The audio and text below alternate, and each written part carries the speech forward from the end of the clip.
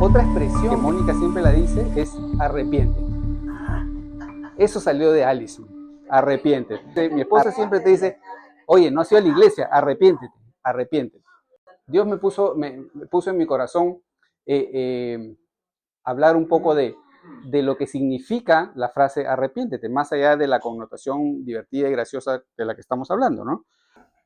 Y el otro día escuché un pastor que dio la definición de arrepentirse. Dio una definición de arrepentirse. ¿Sí? Escuché una definición de arrepentirse. Decía, el arrepentimiento es un don. Dijo. Un don que Dios otorga en el corazón que ha sido regenerado. Es un don que viene de Dios, pero no lo da a cualquiera, ¿no es cierto? Nadie puede aceptar un arrepentimiento si es que tu corazón no ha sido cambiado, transformado, regenerado, ¿no? Y me gustó esa definición. O sea, un arrepentimiento genuino solo se puede dar en el corazón que ha sido transformado. Si tu corazón o mi corazón no han sido transformados, es difícil que nos arrepintamos de manera genuina, ¿cierto? Porque uno puede arrepentirse y mañana vuelve a caer en lo mismo. Entonces, el arrepentimiento genuino tiene que ser en un corazón que ha sido transformado, ¿ok? Y Dios puso en mi mente un versículo muy famoso, que dice, que está en Números 23, 19. ¿Ok? Dice, Dios no es hombre para que mienta, ni hijo de hombre para que se arrepienta. Dios no es hombre para que mienta, ni hijo de hombre para que se arrepienta. Él dijo y no hará, habló y no ejecutará. Esto está en Números 23, 9. ¿Ok? Y vamos a hablar un poco de esto, porque yo me puse a pensar, si Dios no es hombre para que mienta, ni hijo de hombre para que se arrepienta, ¿por qué te pide a ti y a mí que nos arrepintamos si nosotros tenemos que imitarlo a él? ¿No es cierto? Entonces, ese versículo de Números 23, 19, podemos sacar 4 conclusiones bien sencillas, evidentes, ¿ok? La primera, Dios no es hombre, ¿no es cierto? Dios no es hombre como tú o como yo. Él no tiene naturaleza humana, ¿ok? La segunda, Dios no miente. ¿Estamos claros? Dios no miente. La tercera, Dios no se arrepiente. Dios nunca se arrepiente, ¿ok? Y la cuarta es que lo que Él dijo y prometió, Él lo hará, ¿ok? Entonces, tú tienes una promesa de Dios que estás esperando y que quizás ya la perdiste, ya bajaste los brazos. Si Él te lo prometió, Él te lo va a dar, ¿ok? Hay muchas promesas de Dios que yo tengo, que Él me dio. La gran mayoría todavía no se han cumplido, ¿no? Pero el hecho es que Él te dice que lo que Él te prometió, Él lo va a cumplir, ¿cierto? Él lo va a cumplir. Y ahora que estoy haciendo mi devocional, estoy en el libro de Éxodo, cuando el pueblo de Israel salió de Egipto y está en el desierto, ¿ok? Entonces, ahorita están en el desierto, ¿ok?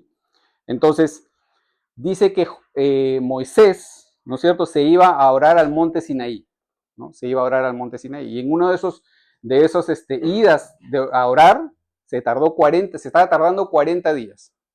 40 días, ¿no es cierto? Y el pueblo estaba desesperado.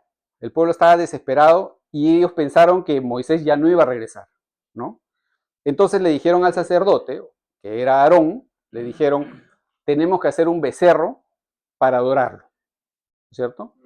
Yo no sé cómo, pero lo convencieron, ¿no? Lo convencieron a Aarón, al sumo sacerdote, lo convencieron. Y hicieron el becerro de oro y empezaron a adorarle, y empezaron a darle ofrendas y hacían fiesta y lo alababan y todo.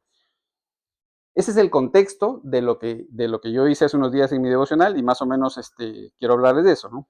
Esto está en Éxodo 32, del 9 al 14, ¿ok? Voy a leerlo rápido. Verso 9. Dijo más Jehová a Moisés, yo he visto a este pueblo, que por cierto es pueblo de dura cerviz. Ahora pues, déjame que se encienda mi furor en ellos y los consuma, y a ti yo te pondré sobre gran gente. Este es el verso 10, dice, déjame que se encienda mi furor en ellos y los consuma, y a ti yo te pondré en gran gente. Yo me ponía a pensar eso y decía, ¿qué pasa si Dios me dice, voy a consumir a todos los tercos y los pecadores que están a tu alrededor? Uno decía, puede ser, ¿no? Pero Moisés dijo que no. Verso 11. Entonces Moisés oró a la faz de Jehová, su Dios, y dijo, oh Jehová, ¿por qué se encenderá tu furor en tu pueblo, que tú sacaste de la tierra de Egipto con gran fortaleza y con mano fuerte? Verso 12. ¿Por qué han de hablar los egipcios diciendo, para mal los sacó, para matarlos en los montes y para raerlos de sobre la haz de la tierra? Vuélvete del furor de tu ira y arrepiéntete del mal de tu pueblo. Verso 13. Acuérdate de Abraham, de Isaac y de Israel, tus siervos, a los cuales has jurado por ti mismo. Yo multiplicaré vuestra simiente como las estrellas del cielo y daré a vuestra simiente toda esta tierra que he dicho, y la tomarán por heredad para siempre. Verso 14. Entonces Jehová se arrepintió del mal que dijo que había dicho que había de hacer a su pueblo. Y esto es lo que a mí me impactó, el verso 14. Jehová se arrepintió, dijo. Y leímos en Números que Dios no es hombre para que mienta, ni hijo de hombre para que se arrepienta, ¿no es cierto? Entonces, la pregunta es, ¿Dios se arrepintió? ¿Se arrepintió Dios? Es lo que dice, ¿no? Yo me puse a estudiar esto y dice que en la Biblia, según traducciones antiguas o muy tradicionales, se menciona que Dios se arrepiente aproximadamente 20 y 30 veces en toda la Biblia. Se menciona Dios se arrepiente 20 o 30 veces. Dios que no es hombre para que mienta, ni hijo de hombre para que se arrepienta. En la Biblia se arrepiente y dice que se arrepiente entre 20 y 30 veces, ¿ok? Pero en la Biblia original utilizan el verbo hebreo que se pronuncia nacham o naham, que también significa sentir pesar. Tiene un significado que es un sinónimo de arrepentirse según el hebreo antiguo, que es sentir pesar, ¿ok? Entonces, hay entre 20 y 30 ejemplos de veces o que Dios se arrepiente. Yo he sacado 4, ¿ok? Dice, en Génesis 6:6 dice que Dios se arrepiente de haber creado al hombre. Dios se arrepiente de haber creado al hombre. Dice, por ejemplo, en ese versículo, y se arrepintió Jehová de haber hecho al hombre en la tierra y le dolió en su corazón. Se arrepintió Jehová, dice. Entonces, en ese contexto del arrepentimiento tiene que ver con dolor, ¿cierto? Con dolor. Se dolió Jehová, ¿no es cierto? Se dolió Jehová, ¿ok? Luego, la segunda vez que yo estaba buscando y encontré que Dios se arrepintió, dice que él se arrepintió de poner a Saúl como rey. Él lo puso a Saúl como rey y él se arrepintió, ¿no es cierto? Y esto está en 1 Samuel 15:11. Dice, me arrepiento de haber elegido al rey Saúl, pues me ha vuelto la espalda y no ha cumplido mis órdenes. Se arrepiente, dijo. Entonces, la desobediencia de Saúl trajo arrepentimiento de parte de Dios, ¿cierto? Eso es lo que dice este pasaje. La tercera vez que vi que Dios se arrepiente, según la Biblia, ya les digo, hay 20 o 30 veces, pero solamente escogió 4. La tercera que vi es cuando él iba a lanzar un castigo a Nínive, ¿cierto? Entonces, esto está en Jonás 3:10. Dice, vio Dios lo que hicieron, que se convirtieron de su mal camino, y se arrepintió del mal que había anunciado hacerles. Y no lo hizo. Y se arrepintió. De nuevo menciona, se arrepintió. Pero no lo hizo. Y la cuarta vez es la que acabamos de leer ahorita. Entonces, ¿por qué se arrepintió Dios de hacerle daño? ¿Por qué se arrepintió si él le dijo que les iba al pueblo de Dura a servir, los iba a eliminar a todos? En este pasaje de Moisés, yo vi que él se arrepintió, Dios se arrepintió o se retractó de lo que dijo por 3 razones. Primero, por la intercesión de Moisés, ¿cierto? Moisés intercedió por su pueblo, ¿no? Hemos leído que Moisés fue el que intercedió por su pueblo, ¿no? Moisés dice que le rogó a Dios por el pueblo. Esto está en Éxodo 32:11. Oh Jehová, ¿por qué se encenderá tu furor contra tu pueblo, que tú sacaste de la tierra de Egipto con gran poder y con mano fuerte? ¿No? Entonces, yo me ponía a pensar, qué importante es la oración para nosotros, ¿no? Qué importante es la comunicación con Dios. Qué importante es que conozcamos a Dios. Qué importante es que conozcamos la promesa de Dios, ¿no? Qué importante es que conozcamos el carácter de Dios, ¿no? Y Moisés lo conocía, porque la Biblia dice que Moisés era amigo de Dios, ¿no es cierto? Era amigo de Dios, ¿no? Qué importante es que oremos por los unos por los otros. Qué importante es que intercedas por el hermano o por la hermana. Qué importante es que intercedas por tu prójimo. Qué importante es que intercedas por quien está pasando necesidad. A veces somos tan indiferentes que no nos importa la necesidad del hermano, ¿no? No nos importa la necesidad, a veces ni de los padres ni de los hijos, ¿no? Y eso es indiferencia, ¿no? No, pero es que así somos, ¿no? O sea, nos gusta la cosa fácil, ¿no? Entonces, lo primero fue la intercesión de Moisés, ¿no es cierto? Y luego Moisés argumentó la defensa de su pueblo, o sea, se puso como defensor de su pueblo, como abogado defensor y argumentó por qué no tenía que eliminarlos, ¿no? Y esto me parece muy interesante, ¿no? Primero dijo, tengo dos razones, ¿no? Primero dijo que su nombre podía perder honor, el nombre de Dios podía perder honor, ¿no es cierto? Esto está en Éxodo 31:12. Dice, porque han de hablar los egipcios diciendo, para amarlos sacó, para matarlos en los montes y para raerlos de sobre la faz de la tierra.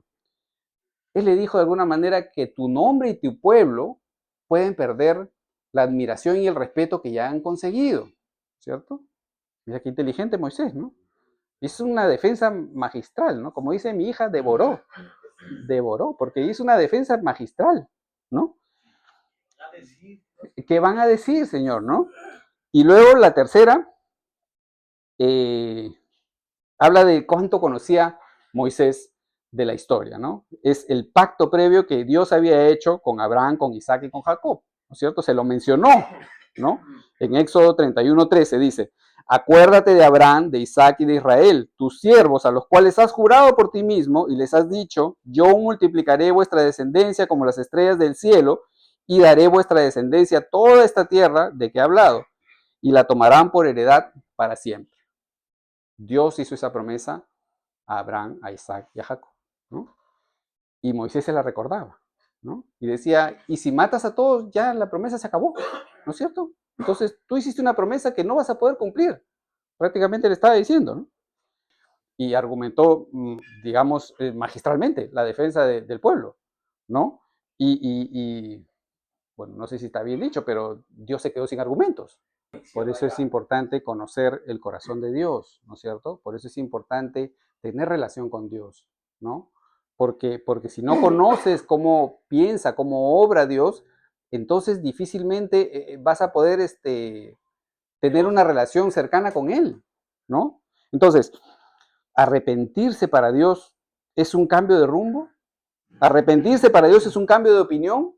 Arrepentirse para Dios es reconocer que se equivocó. No, ¿no es cierto? No es reconocer que se equivocó, tiene que ver mucho con la misericordia de Dios, ¿no es cierto? Porque no es ninguna de esas, ¿no? Mira, la teología tradicional explica, y esto lo dije hace un ratito, que arrepentirse se traduce como sentir pesar, ¿cierto? Naham, ¿no? Nasham, Naham, ¿no es cierto? Y sentir pesar significa experimentar tristeza, aflicción, dolor, ¿no? Y eso es lo que sentía Dios. Eso es lo que sentía Dios ante el pecado del mundo, ante el pecado del hombre, ¿no es cierto? Sentir dolor, sentir compasión ante el sufrimiento o ante la desgracia de una persona, ¿no es cierto? Entonces, yo estaba buscando en el diccionario Google sinónimos de arrepentirse, y es interesante porque dice lamentarse, apesadumbrarse, afligirse, compungirse o dolerse. Dolerse.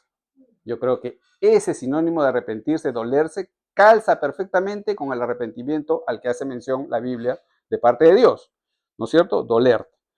El arrepentimiento para Dios no es igual al tuyo o al mío, ¿no? No es igual al tuyo o al mío.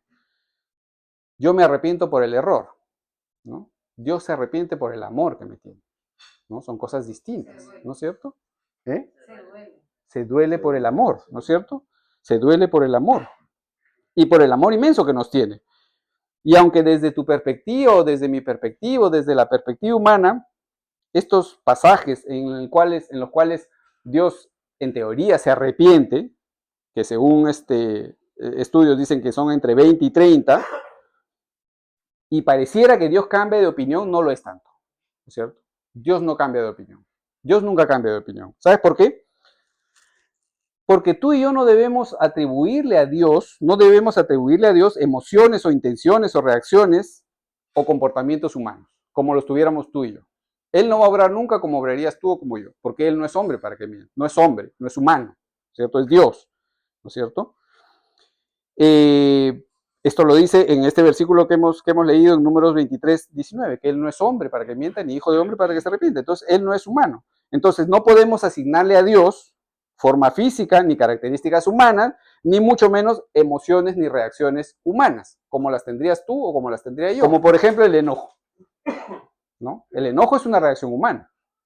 O la cólera, o los celos humanos, ¿no? No podemos atribuirle a Dios ese tipo de sentimientos, porque Él no es hombre, ¿cierto? Él es Dios.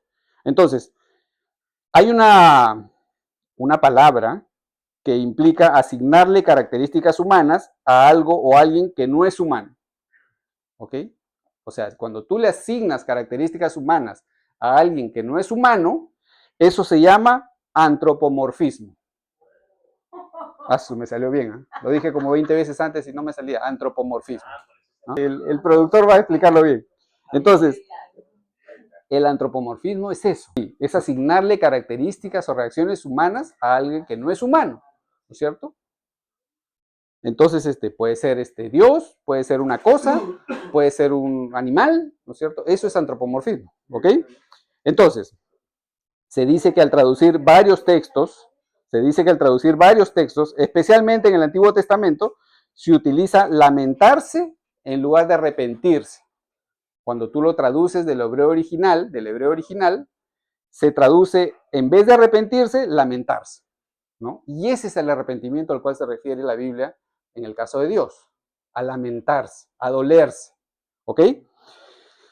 Para describir acciones y decisiones de Dios, porque así se refleja de manera más exacta el carácter de Dios, ¿no es cierto? Así se refleja de manera más exacta el amor de Dios, el amor que Dios te tiene a ti y que me tiene a mí. Refleja la compasión de Dios hacia nosotros. Él sabe que pecamos, sabe que somos pecadores. Mira, Biblias de estudio dice que prefieren usar la palabra lamento para explicar el profundo dolor que nuestro Dios sintió y siente ante tu pecado y el mío, ¿no es cierto? Él dice que siente lamento, profundo dolor cuando tú y yo pecamos, ¿no? Entonces, ahí yo puse una primera conclusión, ¿no? A Dios le preocupa el pecado del hombre y se duele por la causa del mismo, se duele, se lamenta por causa de tu pecado y de mi pecado. Hay un lamento de parte de Dios que tiene mucho que ver con el significado original de arrepentirse, ¿ok?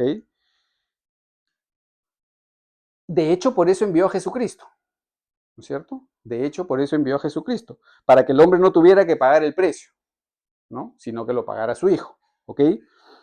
Entonces, ¿qué nos muestra esa pequeña porción que hemos hablado de Números 23, 19? Que Dios no es hombre para que mienta, ni hijo de hombre para que se arrepienta. Él dijo y no hará, habló y no lo ejecutará. Básicamente, eso nos enseña algo muy importante, que es el carácter de Dios. Nos habla del carácter de nuestro Dios, del carácter de tu Dios y del carácter de mi Dios. Esa porción de la palabra habla de cómo es el carácter de Dios. ¿Ok? Entonces, vivimos en un mundo lleno de contradicciones, ¿no? Lleno de mentiras, de idas y vueltas, lleno de promesas, de incumplimiento de promesas, ¿no es cierto? Y estas palabras de Números 23, 19 nos recuerdan que nuestro Dios es fiel y confiable, absolutamente, absolutamente fiel y confiable. Así es tu Dios, ¿no es cierto? Es fiel y confiable. Y esa es una virtud del carácter de Dios. Es una virtud que tenemos que conocer del carácter de Dios. Esa es parte del carácter de Dios. Es una característica de su carácter, ¿cierto? Que es confiable, que es paciente, ¿no es cierto? Yo me preguntaba, ¿cómo es el carácter de Dios? ¿Cómo podríamos poner características al carácter de Dios? Es un carácter fuerte, ciertamente lo es, pero también es compasivo, ¿no es cierto? Dime, Eira. Este versículo quiere decir que Dios no es como los humanos. Él siempre cumple sus promesas y no cambia de opinión. Si Dios dice algo, lo hará. Así es. ¿Ok? Entonces, es un carácter fuerte, pero también es compasivo. Dice que Dios es celoso, pero también es paciente, ¿no es cierto? Dice que tiene un carácter firme, pero también está lleno de amor, de misericordia y de compasión. Es increíble cómo conviven en una sola persona esas características, ¿no es cierto? Carácter fuerte y compasivo, celoso pero paciente, firme pero lleno de amor, de misericordia y de compasión. Dice el Salmo 103, 8. Misericordioso y clemente es Jehová, lento para la ira y grande en misericordia. Lento para la ira y grande en misericordia. Aunque Dios no se arrepiente como tú o como yo, Él se arrepiente en su naturaleza divina. Él se arrepiente en un plano distinto al de nosotros. Es por eso que a veces no entendemos el arrepentimiento al que se refiere este pasaje, ¿no es cierto? Y decimos, pero acá hay algo que no cuadra, porque no entendemos que el arrepentimiento de Dios es distinto. No es un arrepentimiento humano. Número uno, nada ni nadie está por encima de Dios. Nada ni nadie está por encima de Dios. Ni de su voluntad. Ni de su voluntad. Dice que Dios es soberano y su voluntad se cumple siempre, sin excepción. Siempre se va a cumplir la voluntad de Dios, ¿no es cierto? Nada ni nadie puede oponerse a sus planes de bendición para ti y para mí, o sea, para sus hijos, ¿no es cierto? Y esto está en el mismo versículo que hemos leído, ¿no? Dice, Él dijo y no hará, Él habló y no ejecutará, o sea, diciendo, ¿tú crees que no va a ejecutar lo que dijo? ¿Tú crees que no va a hacer lo que dijo? Entonces, por más poder que tenga una persona, ningún hombre, ninguna situación, ninguna autoridad de gobierno puede detener lo que Dios ha determinado o te ha prometido. Nadie puede detener la promesa que Dios te ha dado. Yo llegué a este país con una promesa y nadie me la va a quitar, ¿cierto? Nadie. El tema es que tenemos que entender que tú y yo somos limitados y servimos a un Dios ilimitado. Entonces, tu límite no es compatible digamos, con los ilímites de Dios. Dios no tiene límites y tú y yo sí los tenemos, ¿cierto? Ahí está el problema. Entonces, recordemos en Génesis 12:2, y fue uno de los argumentos que Moisés le dio a Dios, ¿no es cierto? Que le dijo, acuérdate lo que le dijiste a Abraham, a Isaac y a Jacob. Haré de ti una nación grande, te bendeciré y engrandeceré tu nombre y serás bendición, le dijo, ¿cierto? Y Dios esa promesa la iba a cumplir, ¿cierto? Entonces, o incluso lo que le dijo al rey Nabucodonosor, ¿no es cierto? Quien se consideraba, dice que el más grande de todos, y al final reconoció en Daniel 4:35, el rey Nabucodonosor dijo, todos los habitantes de la tierra son considerados como nada. El Altísimo hace lo que él quiere con el ejército del cielo y con los habitantes de la tierra. No hay quien pueda impedírselo, dijo el rey, ni cuestionar lo que hace. Mira, nada ni nadie puede detener la voluntad de Dios. No hay nada ni nadie que pueda detener la voluntad de Dios. La segunda conclusión es que Dios no miente, ¿no es cierto? Dios no miente, ¿ok? Y tú y yo vivimos en un mundo donde el engaño y la mentira parece ser normal, parece ser habitual, ¿cierto? El engaño y la mentira es algo cotidiano. En tu hogar, en tu trabajo, en todos lados. Es algo cotidiano y es algo normalizado, lamentablemente. Nos acostumbramos a decir mentiras grandes, a decir mentiras pequeñas, nos acostumbramos a fingir, a poner excusas, ¿no es cierto? Hemos normalizado eso, ¿no? Lo hemos convertido como algo normal en nuestra vida. Ponemos excusas para no hacer lo que tenemos que hacer. Tú y yo mentimos, pero Dios no miente. Dios no miente, sus promesas son verdaderas y siempre se cumplen. Siempre se cumplen las promesas de Dios. Tenemos que confiar y esperar en Él. El Salmo 25:3 dice, ciertamente ninguno de los que esperan en ti será avergonzado. Ninguno de los que esperan en ti será avergonzado. Dice que Dios siempre mantiene su palabra. Siempre mantiene su palabra. Incluso el mundo te pone trabas o te llena de mentira para que dudemos de la promesa de Dios, ¿no? No sé si te ha pasado, pero tú recibes mucha información de parte del enemigo que te quiere hacer dudar de lo que Dios te prometió. Te quiere hacer dudar del propósito para el cual fuiste elegido. Y después llegas a pensar, yo no sirvo para esto.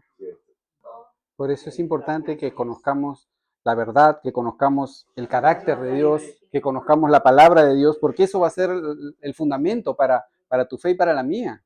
Eso va a ser el fundamento con el cual vas a edificar tu hogar, vas a edificar la iglesia. Eso es el fundamento. Si no conoces, no tienes fundamento. Si no conoces, no tienes base. no tiene sustento, no tienes una columna, un cimiento que te sostenga. Y cualquier tormenta, por pequeña que sea, te va a derrumbar. Te va a derrumbar. Entonces, hay que estar firmes, ¿no? Entonces, Dios nunca se equivoca. Nunca se equivoca, ¿no? Dios no cambia de parecer. Dios no cambia de parecer. Porque Él no es hombre como tú o como yo. Él es perfecto. Él es perfecto. No es como tú o como yo. Lo que Él ha prometido, Él lo hará. Lo que Él ha prometido, Él lo hará. Entonces, si hay un arrepentimiento genuino de tu parte y de mi parte, Él nos va a perdonar. Él nos va a perdonar. ¿Sabes por qué? Por amor. Porque Él te ama como nadie. Él me ama como nadie. ¿Cierto? Jeremías 18:8 dice, si se convierten de su maldad, yo me arrepentiré del mal que pensaba hacerles. Si se arrepienten de su maldad.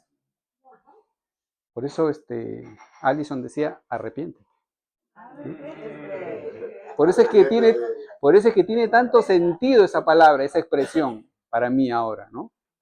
Porque no es solamente una palabra cualquiera, ¿no? Es una transformación interna que puede salvar tu vida y la mía, ¿no? No lo tomemos tan a la ligera. Yo sé que es divertido y es gracioso, pero es algo que realmente puede transformar tu vida, puede transformar a tu familia, ¿no es cierto? Y el castigo que merecíamos o que merecemos, lo pagó Jesús en la cruz. Lo pagó Jesús en la cruz. Entonces, si hay algo que podemos definir como características de Dios, es la fidelidad, la misericordia, la compasión, ¿no es cierto? Y la capacidad que tiene para ser todopoderoso, ¿no? Yo creo que esas son las características más resaltantes de nuestro Dios, ¿no? Entonces, lo que Él ha prometido, Él la cumplirá. Lo que Él te ha prometido, Él lo va a cumplir. Yo no sé qué promesa tienes tú, pero Él sí la sabe. Y Él no se olvida de la promesa que te dio y que me dio. Él no se va a olvidar de esa promesa, ¿cierto? No importa las circunstancias, no importa lo que tus ojos limitados ven o no ven, ¿no? O si piensas que tu situación no tiene una salida lógica, ¿no? A veces pensamos que no tenemos salida. No hay salida a lo que estoy pasando. ¿Qué voy a hacer? Se me cerraron todas las puertas, ¿no? La Biblia dice que nunca vamos a dejar de ser enseñados por Dios, ¿cierto? Él nos va a perfeccionar, dice, hasta la venida de Jesucristo, vamos a ser perfeccionados, ¿ok? Entonces, dejemos que Dios nos guíe, que nos enseñe, aprendamos siempre de Él, aprendamos de su amor y de su misericordia. Eso es lo que te toca a ti y a mí, para amar como Él ama, ¿no es cierto? Para perdonar como Él perdona. ¿Cuánto nos cuesta perdonar? ¿Y Dios cuántas veces nos perdonó? Dios quiere que tú y yo aprendamos a perdonar como Él nos perdona a nosotros, ¿no es cierto? O aprendamos de su fidelidad para ser fieles como Él lo es. Él quiere que seamos fieles como Él, ¿no es cierto? Y así poder recibir la recompensa que Él ha prometido. Porque tú y yo tenemos una recompensa en los cielos, ¿no es cierto? Tenemos una recompensa en los cielos. Cuando yo preparaba esto, entendí que el arrepentimiento de Dios no es el mismo que el tuyo y el mío. No es el mismo. Es totalmente distinto porque sus parámetros son distintos a los míos. El arrepentimiento humano es por el error que cometimos, ¿no es cierto? Pero el arrepentimiento de Dios es por el amor que nos tiene. La compasión es por el amor que nos tiene, ¿no es cierto? Y eso es lo que Él nos pide a ti y a mí. A nosotros puede parecernos que quizás cuando Él menciona que se arrepiente, según la versión de la Biblia que leamos, que da la impresión de que cambia de opinión, pero Él no cambia de opinión. O porque nosotros lo vemos con nuestra perspectiva humana, finita, limitada, llena de errores, ¿no? Entonces, desde la perspectiva de Dios, desde la perspectiva eterna, Dios no cambia, ¿no es cierto? Su amor no cambia nunca. El amor de Dios no cambia nunca. Entonces, tenemos que entender que nuestro Dios es justo, es recto, pero también es amoroso y es paciente. Tenemos un Dios que es justo y que es recto, pero por encima de eso es paciente y amoroso contigo y conmigo, ¿cierto? Y dice la Biblia que el amor cubre multitud de faltas, ¿no es cierto? El amor cubre multitud de faltas. Segunda de Pedro 3:9 dice, el Señor no tarda en cumplir su promesa, según entienden algunos la tardanza. Más bien, Él tiene paciencia con vosotros, porque no quiere que nadie perezca, sino que todos se arrepientan, procedan al arrepentimiento. Quiere que todos se arrepientan, ¿ok? Dice que Él hace que todo lo que pasa, todo lo que te pasa a ti y que me pasa a mí, y aunque lo vemos con aflicción, con duda, con temor, a ciegas, ¿no es cierto? Todo lo que nos pasa contribuye para que sus planes eternos y maravillosos se cumplan, en ti y en mí. No lo entendemos a veces. Pero una vez alguien, no sé quién dijo, a Dios no hay que entenderlo. A Dios tienes que obedecerle simplemente. La mamá tampoco, la Biblia no se cuestiona. La mamá de él lo dijo, ¿no? Me recuerdo, pues estábamos ahí, estábamos debatiendo el tema de Job. Dios no se cuestiona. Sí, exacto, exacto. Jeremías 18:8 dice, si esos pueblos se convierten de su maldad contra la cual hablé, yo me arrepentiré del mal que había pensado hacerles. Yo me arrepentiré, vuelve a decir Dios. El arrepentimiento del hombre tiene que ver, y esto lo reitero, con el error que cometemos, pero el de Dios tiene que ver con el amor que nos tiene, con el amor que te tiene a ti y que me tiene a mí. Ahí está la diferencia. Y ahí todo tiene sentido, y ahí todo cuadra, ¿no es cierto? Ciertamente Él no es hombre para que mienta, ni hijo de hombre para que se arrepienta, ¿no es cierto? Pero sí tiene compasión de ti y de mí. Entonces, el versículo de Números 23:19, sobre el cual ha girado esta enseñanza, ¿quién lo escribió? ¿Se acuerdan? Dice que le escribió el profeta Balaam. ¿Okay? Balaam. Porque el rey de Moab intentaba que Balaam, un profeta, maldijera al pueblo de Israel, ¿no? Entonces Balaam le dijo eso. Dios no es hombre para que mienta, ni hijo de hombre para que se arrepienta, ¿no es cierto? Y acá estaba enfatizando Balaam, y con esto terminamos, las promesas y las palabras de Dios, ¿no es cierto? Que son inalterables y que se van a cumplir. Las promesas de Dios se van a cumplir, mis hermanos.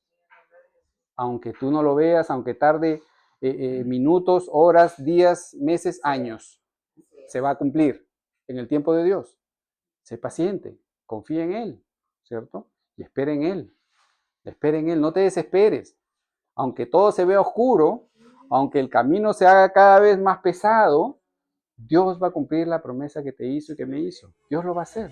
Amén. Vamos a ponernos de pie, vamos a darle gracias a Dios.